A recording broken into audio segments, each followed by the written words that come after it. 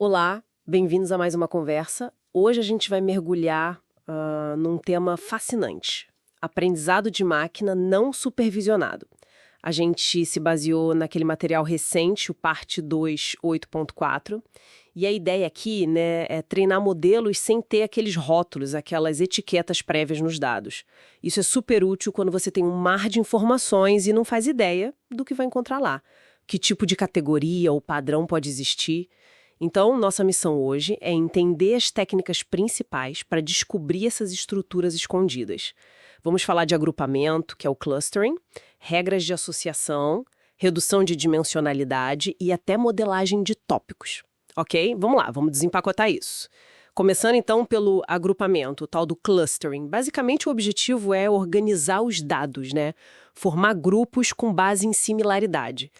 Imagina, tipo, separar peças de Lego por cor ou formato. Só que sem saber as cores ou formatos antes de começar a separar. É meio isso. Exato. E essa organização por semelhança é, assim, fundamental. Existem várias maneiras de fazer isso. O K-means, por exemplo, ele é bem conhecido, né? É relativamente simples. Ele particiona os dados em K grupos, um K que você define antes. E aí ele tenta minimizar a distância de cada ponto para o centro, o centroide do seu grupo. Fica repetindo isso até os grupos ficarem estáveis, digamos. Entendi. K-grupos pré-definidos. Isso. Aí tem também o agrupamento hierárquico. Esse é interessante porque ele cria uma árvore de relações, sabe? Um dendrograma.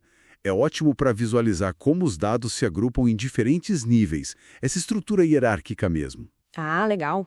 E o DBSCAN que você mencionou antes, como ele funciona? O DBSCAN, ele é diferente, ele se baseia na densidade dos pontos.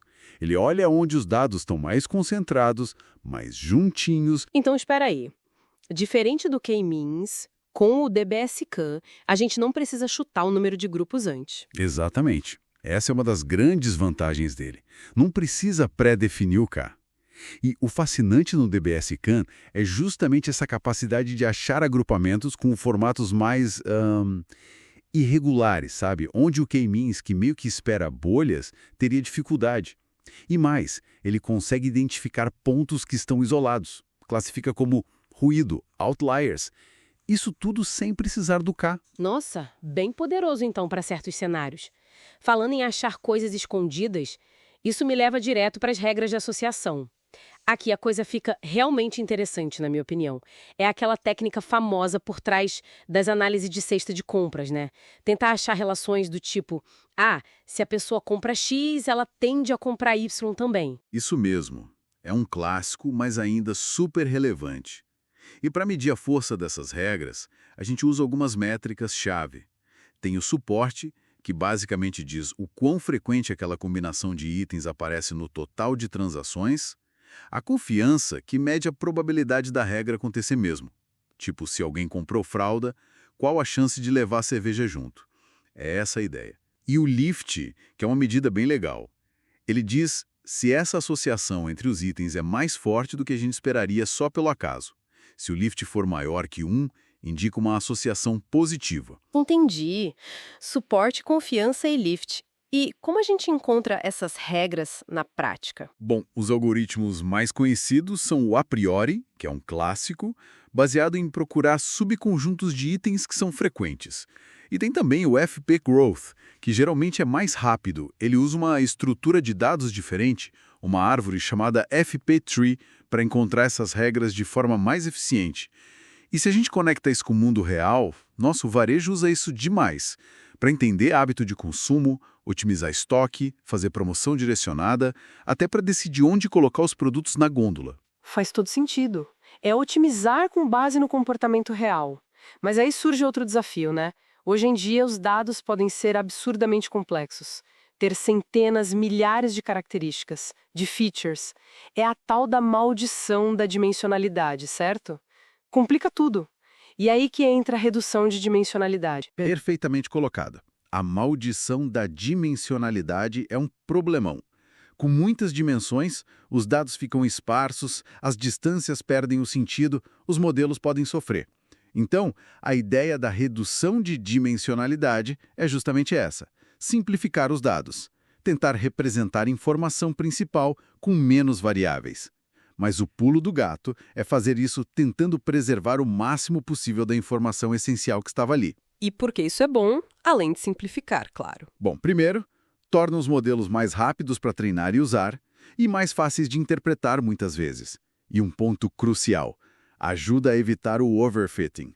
Aquele problema chato onde o modelo fica tão bom nos dados de treino, mas tão específico, que depois não consegue generalizar para dados novos. Ele decora em vez de aprender. E a técnica talvez mais famosa para isso seja a análise de componentes principais, o PCA.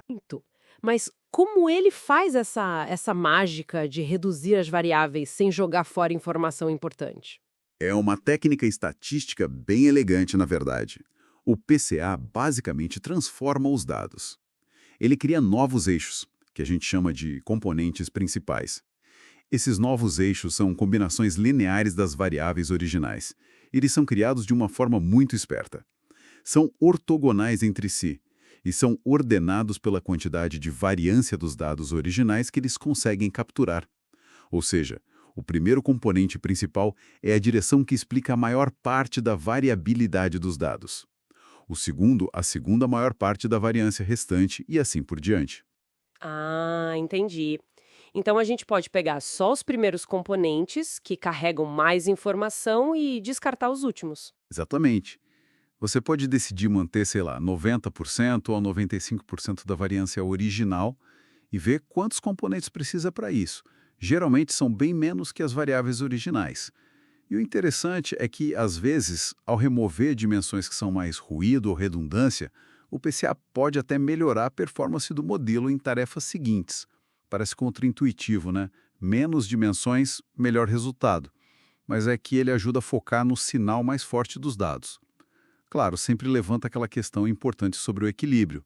Quanto de informação a gente está disposto a perder em troca de simplicidade? É um trade-off. Fascinante. E para fechar esse nosso panorama, e quando a gente tem dados que não são números, mas sim texto? Tipo, muitos artigos, posts de rede social, comentários. Como achar padrões aí? Ótima pergunta. Aí entra a modelagem de tópicos, ao topic modeling. É uma técnica feita exatamente para isso, descobrir os temas, os assuntos abstratos que estão presentes numa coleção grande de textos de documentos. Um algoritmo muito popular para isso é o LDA, Latent Dirichlet Allocation. LDA, como ele funciona, assim, a ideia geral?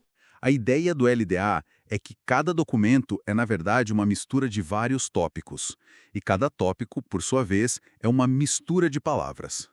Por exemplo, um artigo de notícia pode ser 80% sobre política e 20% sobre economia. E o tópico política vai ter palavras como governo, eleição, partido, enquanto economia teria juros, inflação, mercado.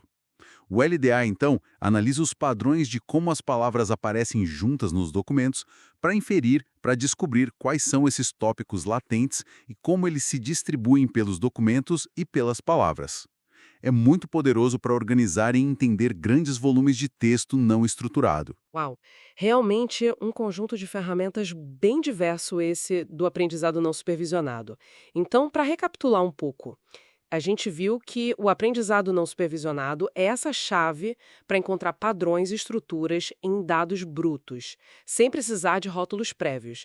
Falamos do clustering para agrupar por similaridade, com K-means hierárquico, DBCAN, das regras de associação para achar relações tipo sim-então, muito usadas no varejo, da redução de dimensionalidade com o PCA sendo um exemplo forte para simplificar dados complexos e da modelagem de tópicos, como a LDA, para desvendar temas escondidos em textos. É isso, né? Perfeito. O resumo é esse. E a importância disso tudo hoje é gigantesca. A maior parte dos dados gerados no mundo é não estruturada. São textos, imagens, vídeos. E essas técnicas não supervisionadas são essenciais para a gente conseguir extrair algum insight, algum conhecimento valioso desse caos de dados brutos.